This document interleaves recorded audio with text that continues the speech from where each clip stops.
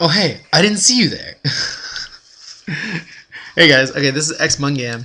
I'm bringing you another cast, straight going hard, one night only. Okay, whatever. This is gonna be set 4 between KT and SKT. Currently, score is 2-1. Right here, 2-1 for KT, 1 for SKT. Let's see if KT can close out the series. This match is gonna be SKT is gonna have SoO, a Zerg player, and KT is gonna have Stats, the Protoss player. This is Stats for KT, and Stats is KT's like second best player at this point. Nice haircut, I guess. Doesn't look that good actually. Um, and here's SoO with the big glasses going down. SoO has been lately has been SKT's go-to Zerg. He's been getting a lot more playtime than the other Zergs, like Hyuk and I forget the other one's name. Whatever. But I mean, this makes sense actually. SoO got to the round of 4 in the last OSL, I believe. So he's been doing better, and I guess it's showing because he's getting played more. His practice results must be coming out. So obviously SKT is on the line. If they lose this match, they're gonna lose this game. They're gonna lose the match. The rivalry between SKT is very strong. They have both been they've both been number 1 and they've both been number 2. And they've been right next to each other. Just last Pro League Championships, it was KT versus SKT, and guess what? KT won in the 7th game in the final, Flash versus Best, which actually just happened today, but in a different manner. And it looks like SoO is going for an overpool, where built the overlords, then he built the pool. So this is going to be a pretty early aggression, not as economic, especially in ZVP. You want to go. You can see players getting 3 hatches before they even, get their gas or anything. Whatever. Players do whatever they want, but this is pretty aggressive. Stats is going to have to throw up like a cannon if he's at least 1 cannon, if not 2, if he wants to be safe here. But anyways, SoO has been pretty good recently, but it looks like Stats now he's going for an expansion. Yeah, let's see what Stats is doing. Okay, so Stats goes Forge Nexus, which is pretty greedy against this build. No APM. APM is 0. Pointing that out. Chill. Just chilling, building a Nexus. Let's just expand and then do stuff, right? Good motto. Looks like SoO sees that and is gonna now just go straight for the main, sending his first Zerglings in. There's BC. I think he's coughing again. Actually, that already happened.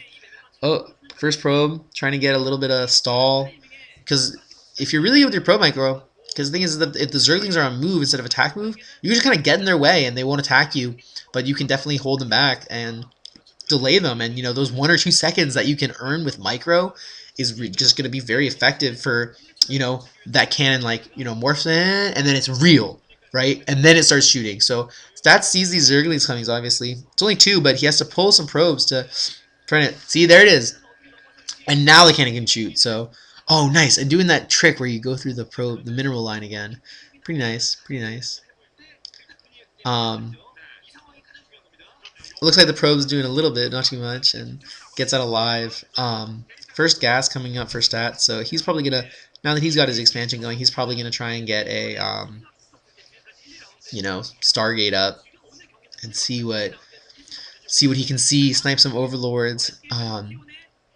n.Die.SoO, on the other hand, is going to getting his lair after his 3rd hatchery. So we'll see when he, as a Zerg player, you want the right economy. Your goal, you can build a lot more drones than the Protoss can probes. So your goal is just like, okay, get this many drones and then attack. Because once you start macroing, once you have that, 50 drones, 60 drones or whatever, you start macroing, you're going to be your army size will just increase so much faster than the Protoss is. So as you wear down the Protoss, you're eventually going to try and win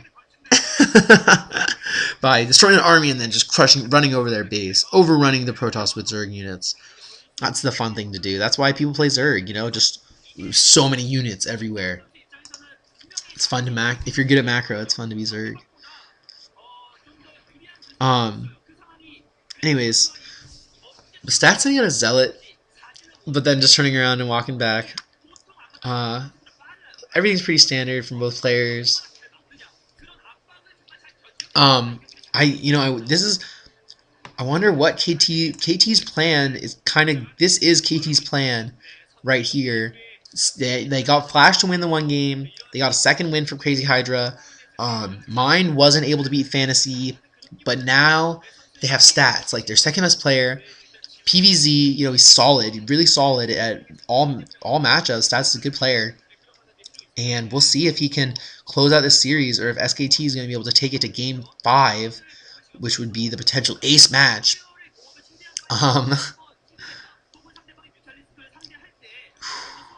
Second cannon morphing in, just playing it safe. Good call, I like that. Don't want to just let a bunch of Zerglings run into your base and kill everything, because they totally can and totally do all the time. That's the reality. You got to watch out. Watch out for that stuff, man. Zerg players are going to be on it. First Corsair coming out for stats. Scout in the main. Spire's a little hidden, but Corsair's probably going to see it. See it anyways. Yeah, it's hard to hide stuff from flying units. They don't have to obey walls or anything. So he gets an Overlord.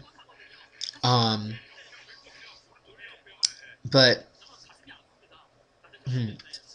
a lot of his other Overlords are clumped together, so that actually makes it kind of nice for the Zerg player in the sense that if the Protoss player sends his Corsairs over, he'd just be like, oh, build him Scourge and send them over there too, because he knows that none of his Overlords are anywhere else. So he doesn't have to worry about them getting sniped later. Throwing in the Evolution Chamber and the Hydralisk Den. Stats. This map also has an inverted natural, so stats has that little edge of high ground. From the natural down to the thing. This map is chain reaction, by the way, if I didn't say that. And apparently, yeah, some translator, I forget which translator it was, but he pointed out that there's this one programmer and he was like, I like this map because I always win the first battles, and then you're supposed to win after you win the first battle, right after that. And the guy was like, is that why I have to call it chain reaction? And we're all like, huh, is it? Like, I don't know. I'm not very good at, like, analyzing maps, honestly. That's always something, I don't know, whatever. A lot of Zerglings out for SoO, and they're actually going to just go around, though. The stats moving out with a bunch of Zealots, and they have +1, but he's just going to send all these Zerglings in, and Stats pulling a bunch of probes, but the first cannon's going down, and he has some Hydros back at home to defend against those Zealots, and pulling his drones. Oh, man, so both players going at each other's naturals really aggressively. SoO's losing a bunch of drones to these Zealots, but so is Stats losing a bunch of probes. Those Hydralisks are trying to take out those Zealots, but the Zealots did a lot of damage. Oh man, this pylon's going to take out that gateway, but all the Zealots, looks like, no, there's one Zealot left, but all these Zerglings are getting cleaned up by these probes. It doesn't look like Stats took too many losses, throwing down his extra gateways, and now he's holding those probes there just to defend. Kind of worried, but SoO, on the other hand, lost a lot of those Zerglings, and a DT coming out for Stats. That's really smart. That's really clutch DT. Oh, SKT coach being like, ugh. Anyways, a bunch of Hydralisks now also on the way for SoO, and let's see if he's going to bust this. There's 2 DTs and a bunch of cannons, and that one pylon. Oh no, and Corsair's moving by. He really wants to get these. He really wants to get these Overlords so that his DTs can do so much damage, but I don't think it's going to work. The Overlords are there, and a bunch of Hydralisks also. Stats didn't do very much damage with that Zealot attack, even though he did manage to kill some of the drones of the natural. He's got 5 cannons, but he's got a bunch of Hydralisks up. This first Templar is out, but is Storm redone? The gateway goes down pretty much immediately. Those Corsairs are going to... Oh my god, they're pulling the probes. The DT gets sniped. The Overlord goes down, but there's no more DTs, and the first cannon goes down, second cannon goes down, loses the Corsairs. Also, Stats is in a lot of trouble. His natural is under siege. There's one more Overlord, and is he gonna get it? Oh no, all the cannons go down. All the cannons don't even get a chance to morph in, and the GT counterattack doesn't work either because there's an Overlord there, and that's GG! That's GG! GG!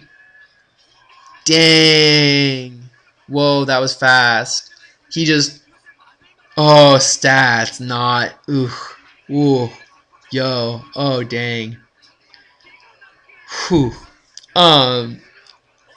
Stats running in there with a bunch of Zerglings. Managed to take out those first 2 cannons, was super clutch. And then, did some damage, but the and then, following up with all those Hydralisks, sniped those GTs. That was clutch. Also clutch. And then sniped got rid of those cannons, and then got rid of the rest of the cannons. And now KT Coach not too happy. He was looking good with the first 2 wins, but now all of a sudden it's tied up 2-2. And so SKT, ready to make some moves, try and take back this series with a reverse sweep. Oh man, that's GG. We'll see what happens in Game 3.